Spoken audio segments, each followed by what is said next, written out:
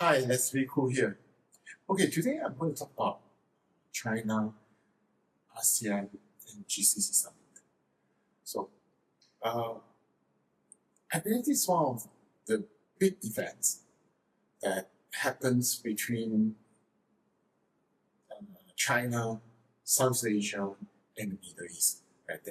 When they all get together with major with a major objective, that is corporations to work together, trade, and everyone will win.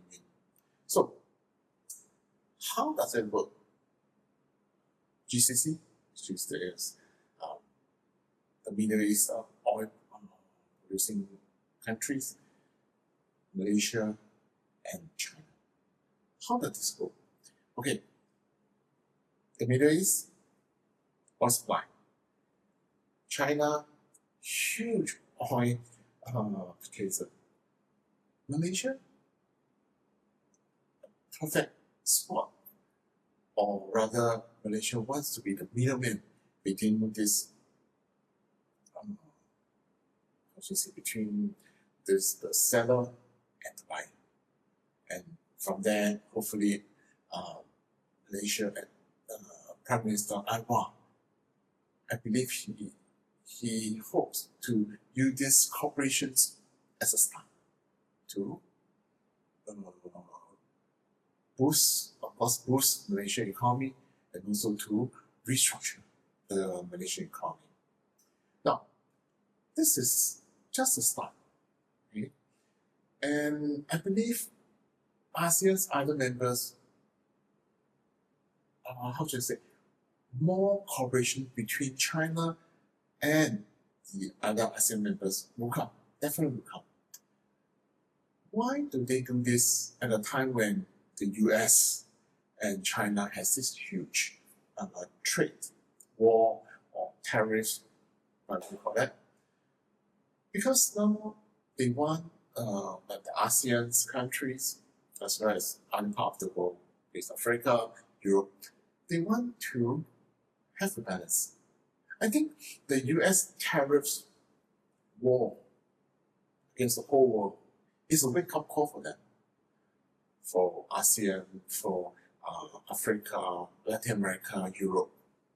Everyone think that, hey, hang on, I think I better get a balance between US and China instead of lopsided towards US like in the past. Why do they carry out such a move, like to move away from US and towards China especially? Well, in the past, they have no choice. They have no choice at all. Right? US had the economic power, military strength, so on and so forth. So they have no other options but to settle US. But now the situation has changed.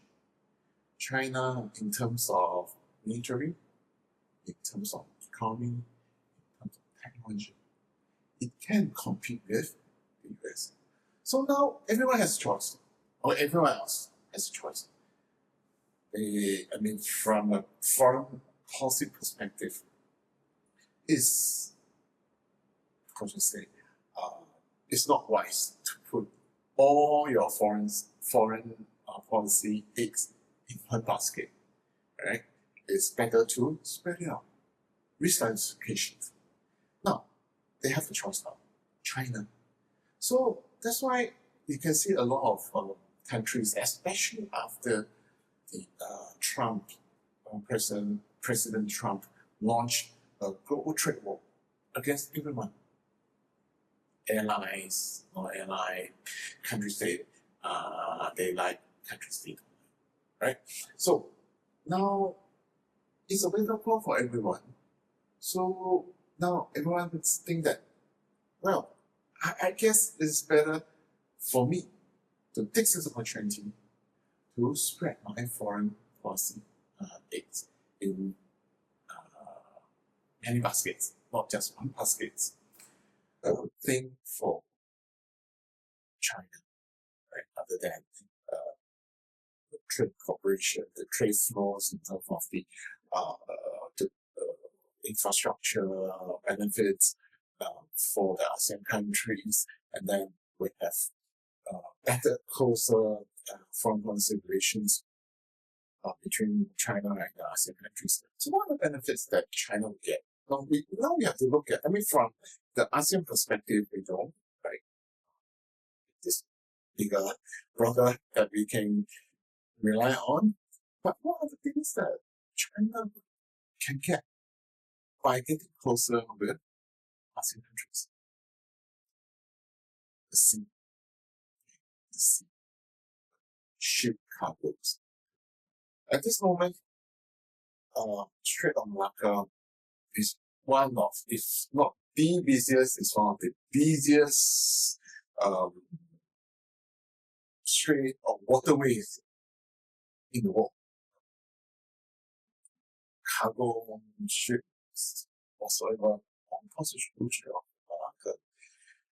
But the thing is, because of the geopolitical risk between US and China and with India as one of the big allies with the US, now there is a potential risk at the opening of Strait of Malacca, which is closer to Indonesia.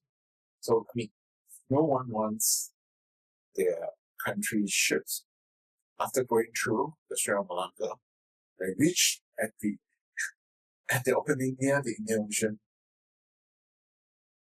You get a lot of resistance because, for example, we think that on the ship there are terrorists. We are going up to have a look.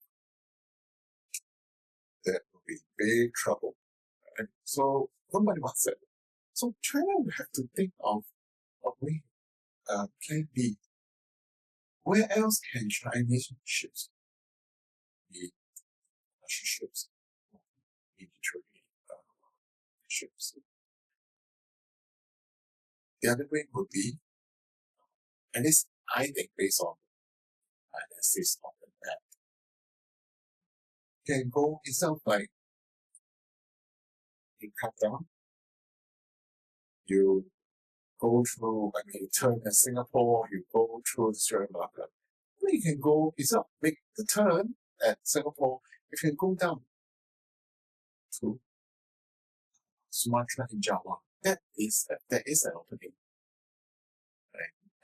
For the ships, the Chinese ships to go through. And then from there they go move into the Indian Oceans. And that part of the sea belongs to Indonesia. So it is a very, very important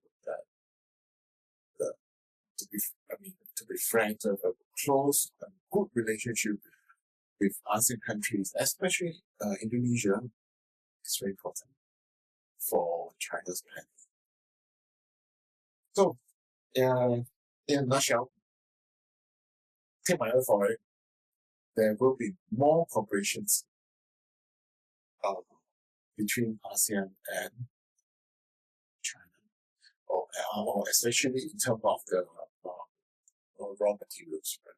In terms of raw materials. And that is, and we'll see, I don't think we will see, the ASEAN countries will backpedal. There will be pressure from the US, so on and so forth. They won't. Right?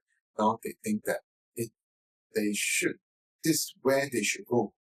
This is where they should do to benefit their own economies. The war has been lopsided to the Atlantic Ocean, to the other side of the Atlantic Ocean for too long. And now the US, Trump, has created has created an opportunity for the other countries, especially the US allies, to rethink. Should they continue in terms of foreign policy like in the past, like past decades after World War II? And that also applies to ASEAN. ASEAN is more, compared to the other major powers. So in terms of foreign policy, they cannot to cite anybody. But I think now at this juncture, or moving forward, ASEAN countries will, will try to strike even better balance or even more balance than before between US and China. And China, thanks to US, they will get a lot of corporations, a lot of project proposals from ASEAN countries. Or maybe the Chinese government may propose to the ASEAN countries on how they can cooperate further. I think we'll see. We actually going forward, you can see the Southeast Asia, China and Southeast Asia, the distance between them will be shortened, will be getting lesser and at a pace that is much faster. Okay, that's all for this video. See you. Bye bye.